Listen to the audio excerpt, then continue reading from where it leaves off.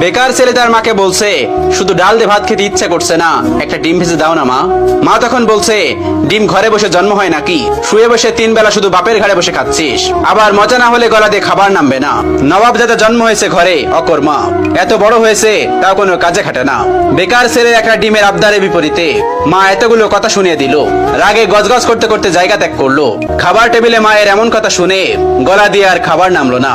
ভাতের প্লেটটা রেখে হাত ধুয়ে ফেললো। মা চাইলে ভালোভাবে বলতে পারতো ডিম নেই। আজ সে বেকার বলে মুখের উপর উঠতে বসতে খাবারের খোঁটাও শুনতে হচ্ছে। নিজেকে আজকাল একটা বোঝা মনে হচ্ছে। ভারী একটা দীর্ঘশ্বাস ছেড়ে রাতে না খেয়ে ঘুমিয়ে পড়লো ছেলেটা। রাত পেরিয়ে সকাল হলো, কেউ একটিবারের জন্য তাকে খেতে ডাকেনি। এক বুক চাপা কষ্ট নিয়ে না খেয়ে চলে গেল টিউশনি করতে। এটি দিয়ে হাত খরচ চালায় ছেলেটা। আজ চাকরিওয়ালা বড় ছেলে বাড়িতে এসেছে। যে ঘরে বেকার ছেলের জন্য একটা ডিম ছিল না, সেই ঘরে আজ বাহারি আয়োজন করেছে মা। দুপুরে বড় ছেলেকে যত্ন করে খেতে দিল মা। ওই সময় অভিও এসেছে বাড়িতে। মা তাকে একটিবার অব্দি খেতে ডাকলো না। পেটের ক্ষুধা জানে এক প্লেট ভাতের জন্য কত কটু কথা সহ্য করে নিতে হয়। বেকার ছেলেটা সকল কষ্ট চাপা রেখে নির্লজ্জের মতো ভাইয়ের পাশে এসে খেতে বসলো। মা ভাই হয়তো একটু বিরক্ত হলো তার আগমনে। মা 2 ছেলেকে ভাত দিল, তবে বড় বড় মাছের টুকরো গুলো এবং মাংসের টুকরো গুলো চাকরিওয়ালা ছেলের থালাতে উঠলো। অভি মাথা নিচু করে এক থালা কথা নামক খাবার হজম করছে। আর সেই পাকে মা বড় ছেলের ভাতের নিচে বড় সড়ক একটা চিংড়ি গুজে দিল, যা চোখ এড়ালো না বেকার ছেলেটির। কে বলল বাবা মায়ের ভালোবাসা সব সন্তানের জন্য সমান হয়? এই যে মায়ের ভালোবাসায় কত ব্যবধান, এই কষ্টগুলো কাউকে বলা যায় না, আর সহ্যও করা যায় না। আজ তারও একটা চাকরি হলে মা তাকেও নিশ্চয়ই এভাবে এক্সট্রা খাতির যত্ন করতো, কথায় কথায় মন্দ বলতো না। হঠাৎ চোখের কোনায় 2 ফোঁটা জল চিকচিক করছে ছেলেটার। সাথে সাথে খুব গোপনে তা লুকিয়ে প্লেটের ভাতগুলো চুপচাপ খেয়ে নিল। বিষণ্ণ মনটা নিয়ে শুয়েছে ছেলেটা কিছুক্ষণ।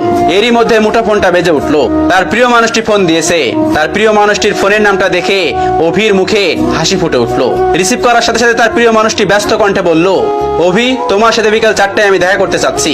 আমি নদীর পাড়ে অপেক্ষা করছি তোমার জন্য। তুমি তাড়াতাড়ি চলে এসো, জরুরি কথা আছে। অভির হাসি মুখটা চুপসে গেল এক নিমিষেই। পকেটটা একেবারে শূন্য। টিউশনির টাকা পেতে এখনো 10 দিনের মতো লাগবে।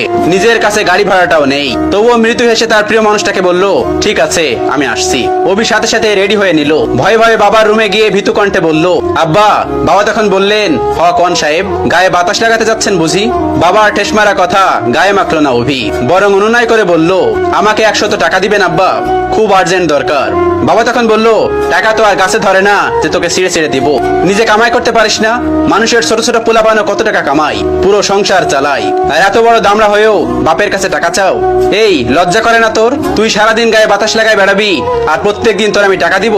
অনেক তো বসায় বসায় খাওয়াইছি, আর না। তুই আমার সোজা সাপটা কথা শোন, আমি তো এত পকেট খরচ দিতে পারবো না।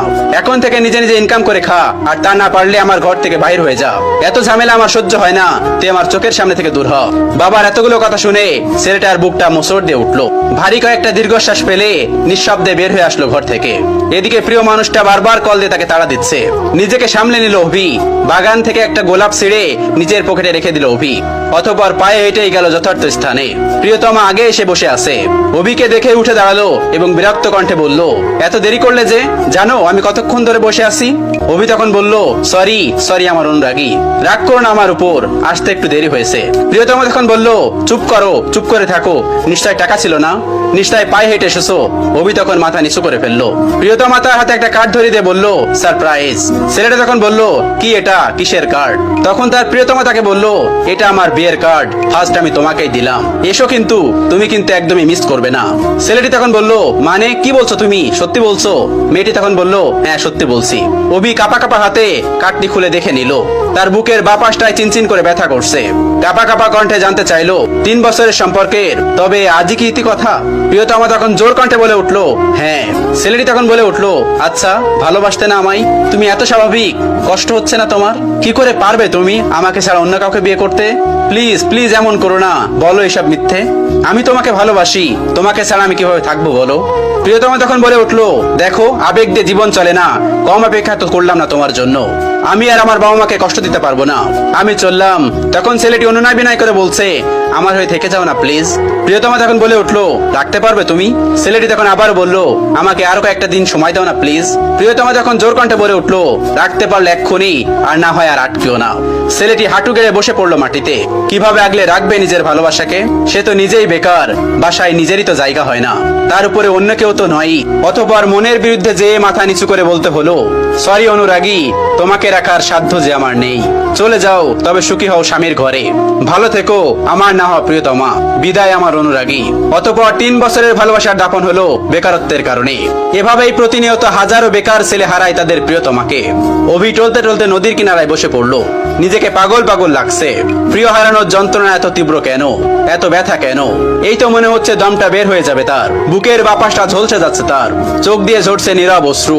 বেকারদের এই নীরব অশ্রু লোকচক্ষুর আড়ালেই রয়ে যায়।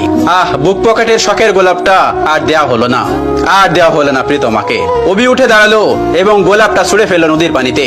অতঃপর দাঁড়িয়ে বিড়বিড় করে বলল, বেকারত্ব মানে রোজ হাজারো স্বপ্নের বলিদান।